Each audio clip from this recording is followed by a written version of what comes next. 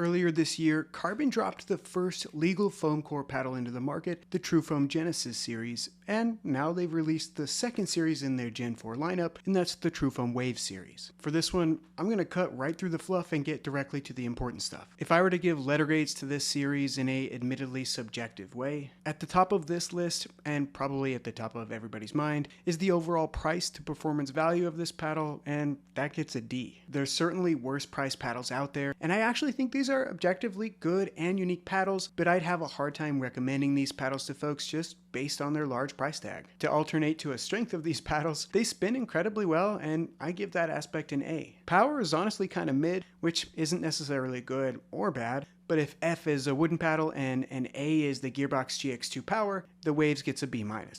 And just like the Genesis series, pop is very low. Again, this isn't necessarily good or bad, depending on your preference, but it gets a C- from me. Control's actually pretty good, considering the low pop, and that gets a B+ in this regard. And though it does vary between model to model in the Wave series, I think the sweet spots are, on average, a C+ to B-.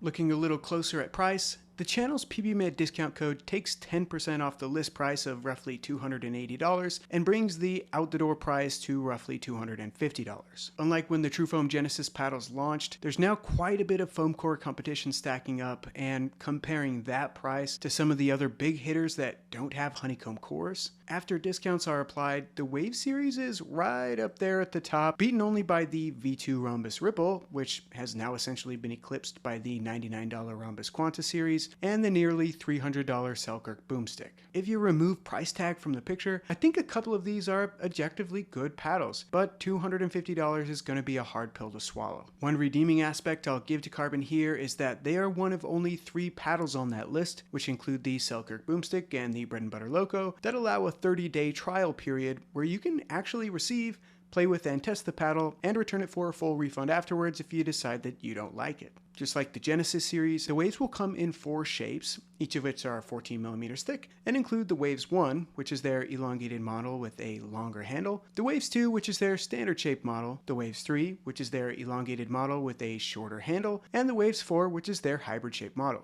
I'm going to throw a bunch of numbers on screen here, so fair warning, it's a lot. But feel free to pause the screen and look more closely if you like. I'll put all the numbers for the Wave series in blue and pair each of those right next to their associated Genesis models for comparison. My one big takeaway here is that, numerically speaking, some models of the Waves are heavier with higher swing weights, and some models are lighter with lower swing weights, stock weights, or balance points than their Genesis counterparts, with the one exception being that the Waves 3 has a notably lower swing weight than its Genesis 3 predecessor, at least on paper. I'll say that holding these in the hand and actually playing with them, each shape feels pretty much the same and gives the same perception of weight as their associated Genesis shapes, so I'd probably chalk up most of these small numerical differences to manufacturer variation and tell people not to expect a paddle that is all too different in feel associated with weight than a Genesis model if you've played with one of those. Speaking as somebody who mained a TruFoam Genesis for several months, even though I don't think people will notice a difference weight-wise, there's definitely a difference in how these paddles feel contacting the ball, and here's why. This is the new foam core of the TruFoam Waves. It's made with the exact same expanded polypropylene foam and undergoes essentially the same heating process as the previous Genesis core, which I'll show here. On a point-to-point basis, the foam used in this core is actually pretty rigid, just like the Genesis core, and maintains its shape pretty firmly when you press on it. The curved lines, or waves, cut into the core, however, give the core some very different properties on a slightly larger scale, as you can see how each of these segments are not only easily moved side to side, but actually compressed backwards as well, while there really isn't any part of the Genesis core that behaves this way. In real gameplay, this gives the paddles the single biggest difference when compared to the Genesis models, which is a much more pleasant feel, higher dwell time, and ball pocketing effect with some slightly improved spin. Each of these models also comes with a solid handle insert under the stock grip,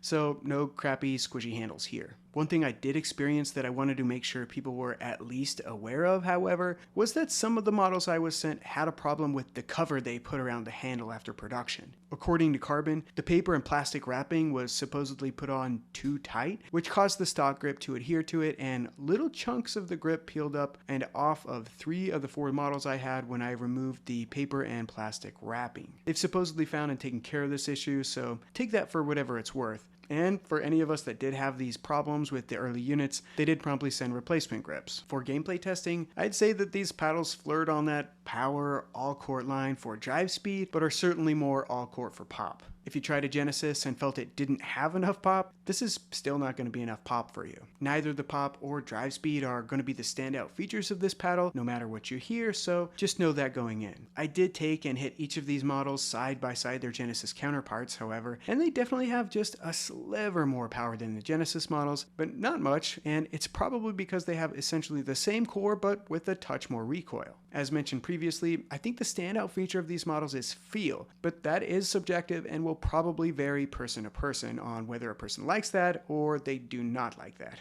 Some foam core paddles have a bland, immobile feel to them, while others have more of that floaty, deep feel when you contact the ball, but these are sort of an in-between. I certainly feel the face of the paddle compress as the core segments retract on compact, but it's not like that deep thud and pop you feel on paddles like the Loco, the Boomstick, or the Blue Vatic Pro. As you move from the longer, more narrow Waves 1 and 3 to the Hybrid Shape 4, and then to the Standard Shape 2, the feel gets a little more absorbent and pleasant, which I think allows for controlling and shaping the ball better. Since the pop was so low, I found drops and dinks to be relatively easy to execute, but I do have to put more on it for resets and digs since the face absorbs the ball without a large amount of recoil. All that being said, here's my final thoughts in summary. I think Carbon enjoyed the first mover advantage, as my podcast co-host Brent would say, and could afford to charge what they did for the Genesis series, and that was probably well deserved. But now we have so many good foam core paddles that are substantially more affordable than this. I think the price point here was a serious misstep for Carbon. If I'm paying Ferrari prices, I'm going to want Ferrari performance, or at least something that makes the price tag worth it.